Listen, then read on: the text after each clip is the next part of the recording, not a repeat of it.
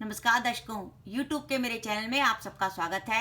आज मैं कर्क राशि के जातकों के लिए एक विशेष वीडियो लेके आई हूँ, जिसमें मैं बताऊंगी कि देवगुरु बृहस्पति व शनि महाराज की 20 नवंबर 2020 से मकर राशि में युति बनने वाली है, जो कि 6 अप्रैल 2021 तक चलेगी। मकर राशि में इस युति का प्रभाव कर्क राशि के जातकों पर क्या पड़ेगा, इस वीडियो में हम इसी बात का विचार करेंगे। मैं जो गुरु व शनि की युति का विचार कर रही हूँ वो आपकी चंद्र राशि के आधार पर आधारित कर रही हूँ। जैसे देखिए, आपके सम्मुख कर्क राशि की कुंडली है, जहाँ चंद्रमा लिखा है वहाँ पर 4 नंबर का अंक लिखा हुआ है। इसी प्रकार अगर आपकी जन्म कुंडली में भी जहाँ चंद्रमा लिखा है, अगर वहाँ 4 नंबर का अंक लिखा हुआ है, तो इसका अर्थ ये है कि आपकी कर्क राशि है और आप ये वीडियो देख सकते हैं।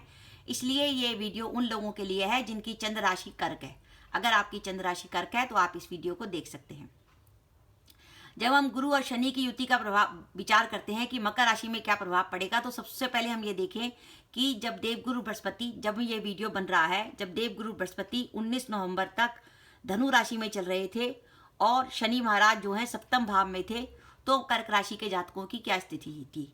देवगुरु बृहस्पति जो है वो 2, 5, 7, 9 और 11 का अच्छा फल देते हैं, लेकिन इस समय 5 नवंबर 2019 से देवगुरु बृहस्पति आपके छठे भाव में चल रहे थे।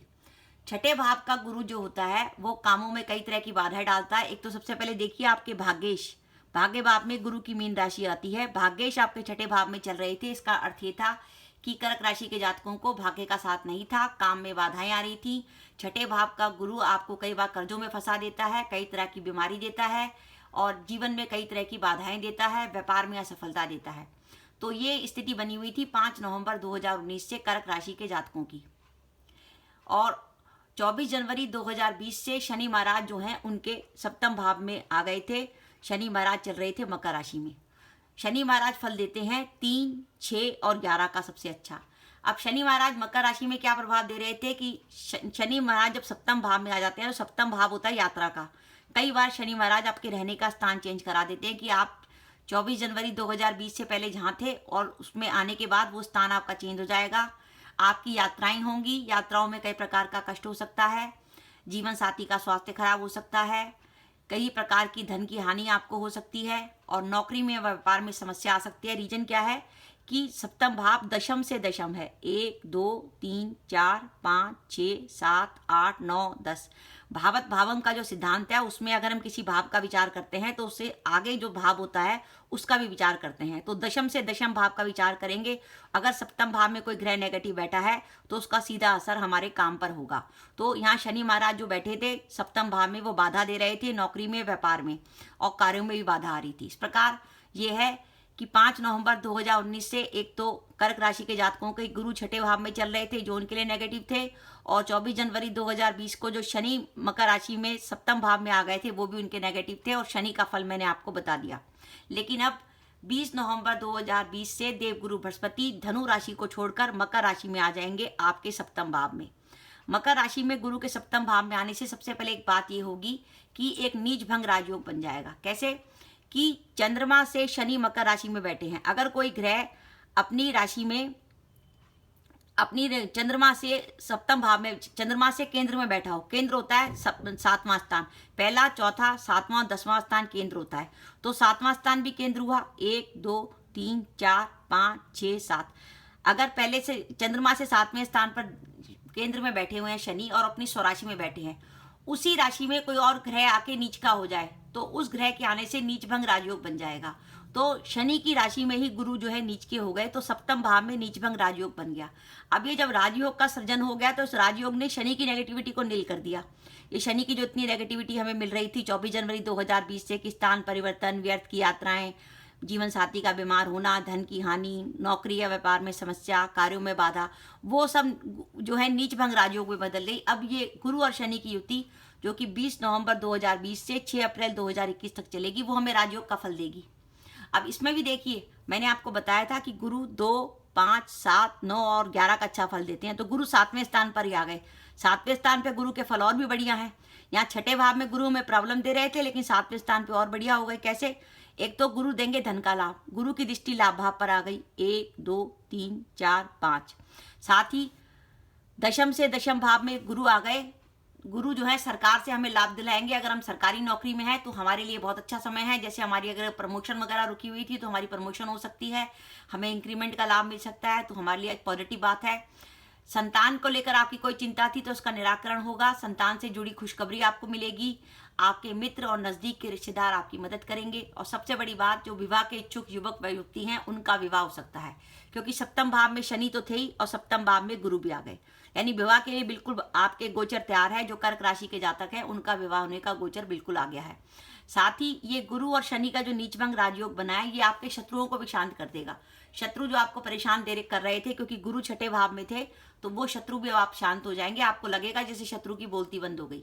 पर एक बात के लिए आपको सावधानी रखने की जरूरत है कि आप देखिए, जो गुरु शनि की युति बनी है उसमें गुरु तो आपके षष्ठेश हैं, छठे भाव के स्वामी, ऋण रोग शत्रु के, और शनि महाराज जो है अष्टम भाव के भी स्वामी हैं, नेगेटिविटी के। अब इनकी युति अगर सप्तम भाव में बन गई तो ये बात तय है कि कर्क राशि के जो जातक हैं उनके वैवाहिक जीवन में कुछ प्रॉब्लम आने की संभावना है। इसलिए अगर कर्क राशि के जातक के वैवाहिक जीवन में इस समय कोई प्रॉब्लम चल रही है तो थोड़ी सावधानी से काम लें। उस प्रॉब्लम में थोड़ी सी बढ़ोतरी हो सकती है, लेकिन घबराने की बात नहीं है। वो बढ़ोतरी इस बात पर निर्भर करेगी जिस समय ये युति बनी 20 नवंबर 2020 से 6 अप्रैल 2021 तक, तो उस समय आपकी दशा क्या चल रही थी, दशा किस ग्रह की चल रही थी। जो ग्रह, क्या पता किसी अच्छे ग्रह की दशा चल रही हो तो ये युति इतनी नेगेटिव नहीं होगी, लेकिन अगर किसी बुरे ग्रह की दशा चल रही होगी तो दाम्पत्य जीवन के लिए थोड़ा सा ये अशुभ संकेत जो है ये गुरु शनि की युति दे रही है। इसलिए दाम्पत्य जीवन में पूरी सावधानी बरतें और कुछ भी नेगेटिविटी हो जाए, इस समय 20 नवंबर 2020 से 6 अप्रैल 2021 तक आपको कोई भी बड़ा डिसीजन नहीं लेना, क्योंकि जब समय निकल जाता है तो बात भी खत्म हो जाती है। इसलिए इस समय आप थोड़ा सा शांत रहिए। तो इस प्रकार हमने देखा ये जो गुरु शनि की युति बन रही है कर्क राशि के लिए, इसका परिणाम ये है कि राहत का बहुत अच्छा समय है। कैरियर के लिए बहुत अच्छा समय है। कर्क राशि के वो जातक जो लंबे समय से अपनी जॉब चेंज करना चाहते थे, जॉब चेंज कर सकते हैं, उनको जॉब मिल भी सकती है।